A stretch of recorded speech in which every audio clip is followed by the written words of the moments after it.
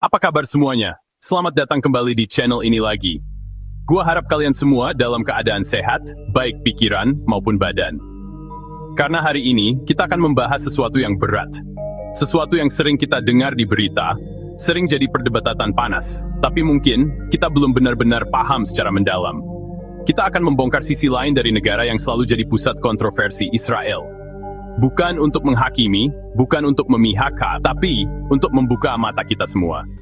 Video ini akan membawa kalian menelusuri fakta-fakta yang mungkin belum pernah kalian dengar sebelumnya. Dari sistem wajib militer mereka yang berlaku untuk semua gender, hingga bagaimana mereka bisa jadi raksasa teknologi di tengah gurun. Oke, kita mulai dari yang paling fundamental dalam membentuk karakter masyarakat Israel, wajib militer atau wamil. Di banyak negara, wamil itu mungkin ada, mungkin tidak, dan biasanya hanya untuk laki-laki. Tapi di Israel ini beda.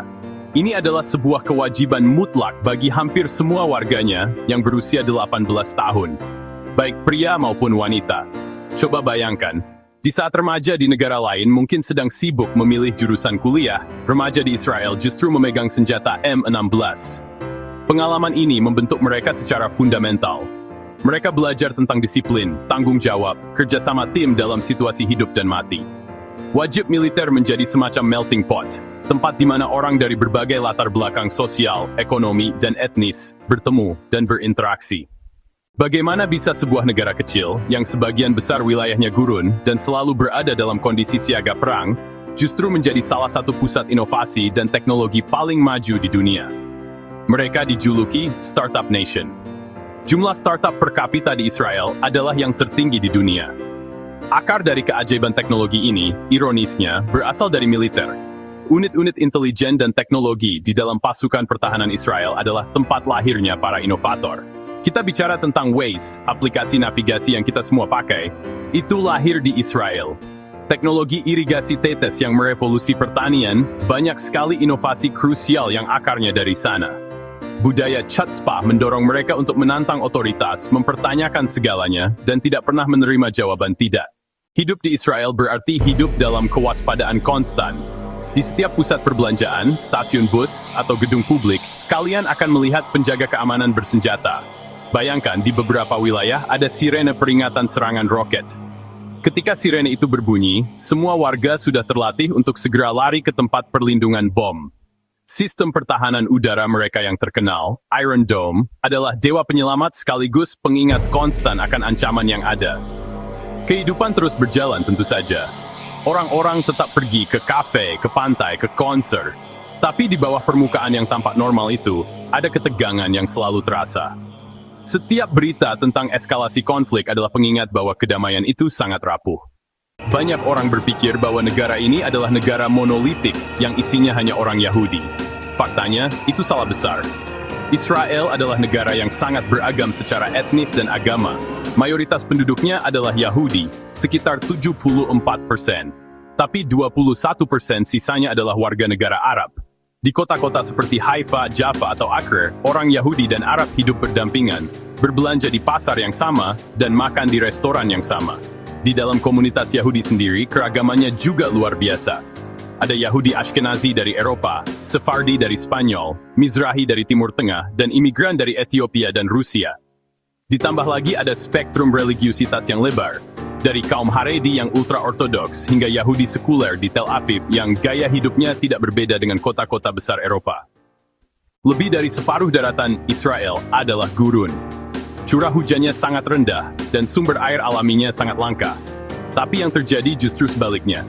Israel tidak hanya swasembada pangan dalam banyak hal, tapi juga menjadi pemimpin dunia dalam teknologi pertanian. Mereka adalah pionir dan pemimpin dunia dalam teknologi desalinasi, yaitu proses mengubah air laut menjadi air tawar. Di bidang pertanian, inovasi mereka yang paling terkenal adalah irigasi tetes. Metode ini mengurangi penggunaan air hingga 50% dan secara dramatis meningkatkan hasil panen. Mereka menggunakan sensor canggih, drone, dan analisis data untuk menciptakan precision agriculture, memastikan setiap tanaman mendapatkan apa yang dibutuhkannya secara presisi. Hubungan internasional Israel adalah permainan catur tiga dimensi yang sangat kompleks.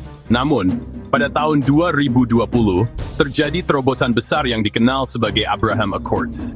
Uni Emirat Arab, Bahrain, Sudan, dan Maroko secara resmi menormalisasi hubungan dengan Israel. Ini adalah sebuah gempa diplomatik. Tiba-tiba penerbangan langsung dibuka, turis Israel bisa berkunjung ke Dubai, dan kerjasama ekonomi serta teknologi mulai terjalin. Apa yang mendorong perubahan ini? Ada musuh bersama yang lebih besar, yaitu Iran. Kekhawatiran akan pengaruh dan program nuklir Iran telah mendorong beberapa negara Arab untuk melihat Israel sebagai mitra strategis potensial. Dan sekarang, kita sampai pada fakta terakhir, yang paling fundamental, kota Yerusalem. Bagi miliaran orang di seluruh dunia, Yerusalem adalah pusat spiritual alam semesta. Ini adalah kota suci bagi 3 agama Abrahamik terbesar, Yahudi, Kristen, dan Islam. Bagi orang Yahudi, tembok ratapan adalah sisa dari kompleks kuil tersebut dan merupakan situs paling suci dalam Yudaisme. Bagi umat Kristen, Yerusalem adalah tempat di mana Yesus mengajar, disalibkan, dan bangkit dari kematian. Bagi umat Islam, Yerusalem adalah kota suci ketiga setelah Mekah dan Madinah. Kompleks Masjid Al-Aqsa adalah tempat perjalanan malam Isra Miraj Nabi Muhammad.